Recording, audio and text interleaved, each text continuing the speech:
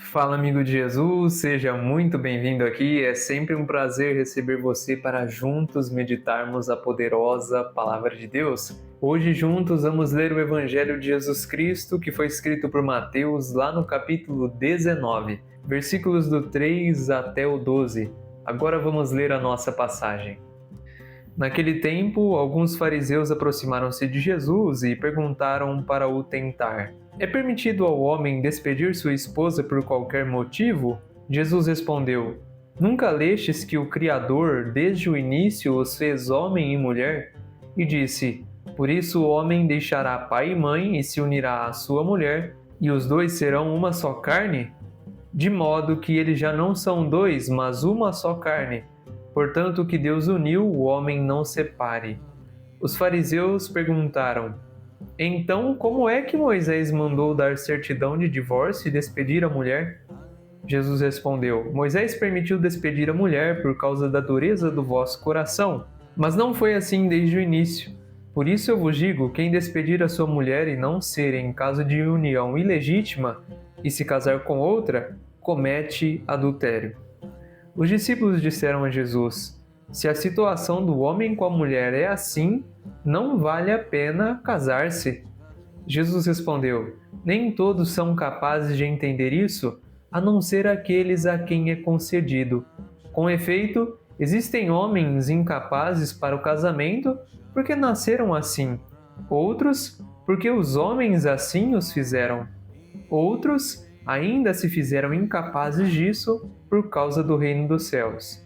Quem puder entender, entenda. Nessa passagem de hoje do Evangelho que acabamos de ler, vemos uma situação que vem desde a época de Jesus até hoje, onde nós vivemos. Enquanto houver essa condição que eu e você estamos inseridos, na condição em que no mundo há o pecado, nós vamos viver esse tipo de corrente ideológica que hoje os fariseus questionam Jesus. Eles perguntaram para Jesus se era possível para o homem permitido divorciar-se da sua mulher por qualquer motivo. Os fariseus fazem essa pergunta porque eles ainda não conheciam verdadeiramente o significado do matrimônio. E muitos casamentos hoje terminam porque as pessoas ingressam no matrimônio sem conhecer o verdadeiro significado desse dom ministerial, familiar que é concedido para um casal. De certa forma, nós bem sabemos que o matrimônio é um desafio. É ideal sempre a pessoa buscar conhecer o significado e a origem dele através da palavra de Deus. É preciso saber que para entrar num casamento é fazer como Jesus fez, se entregar por amor pela humanidade. A diferença é que no casamento se entregamos por amor sacrificial para aquele na qual nós somos casados, seja esposa ou esposo.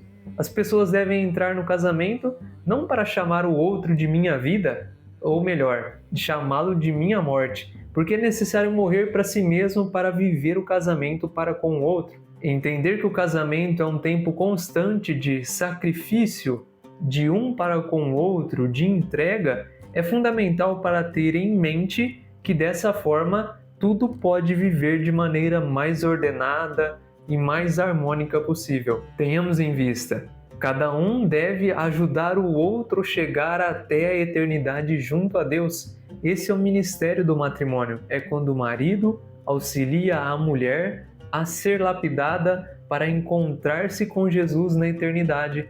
Por isso que Cristo faz a analogia do noivo, que é ele, com a igreja, que é a noiva, enquanto o marido e a esposa noiva se auxiliam para poder se encontrar na eternidade. Tendo em vista também que Jesus diz que lá não será como é aqui, porque todos nós lá na eternidade seremos como os anjos. Por isso que essa jornada, os dons, as vocações que nós trilhamos aqui na Terra são meios, são sacramentos, são caminhos, sinais sagrados de realidades celestiais que nos aguardam na eternidade e que são meios e ferramentas para nos auxiliar a chegar lá de maneira eficaz. Por isso que Jesus hoje fala para os fariseus: assim como Deus criou o homem e a mulher no início, fez eles para se unirem, se tornarem uma só carne, a fim de que o que Deus uniu, o homem não separe. Não separe porque é preciso entender o significado. O casamento em si, então, tem como objetivo e visão a eternidade. Assim como o sacerdócio, através da ordem, por meio de um padre, tem como objetivo a santificação da sua comunidade.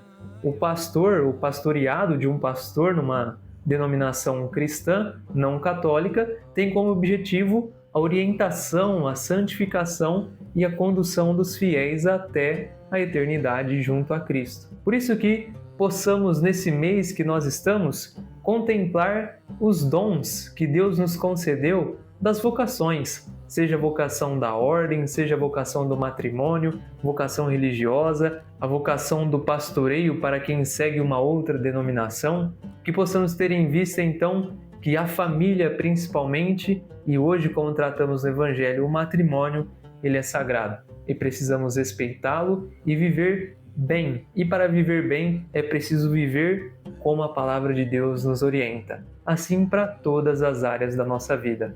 Que Deus ilumine o seu coração e te ajude a ser uma pedra de edificação no caminho das pessoas que têm esse dom vocacional da família, porque dentro da família nascem outras vocações, nascem sacerdotes, nascem pastores e várias outras pessoas que contribuem com o reino de Deus e a sua messe.